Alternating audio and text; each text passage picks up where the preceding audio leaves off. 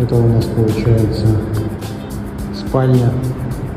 Здесь тоже полы все выровняли. Все четко залито. Демпферную ленту потом убираем по периметру. Стены тоже зашпаклеваны все под обои. Здесь надо вот еще подрозетника 2 штуки сделать.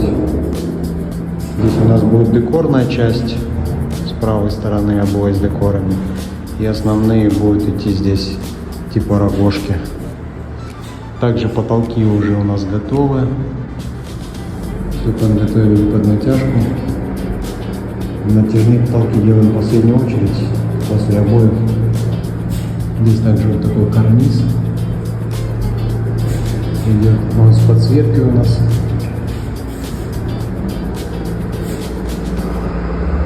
Идет.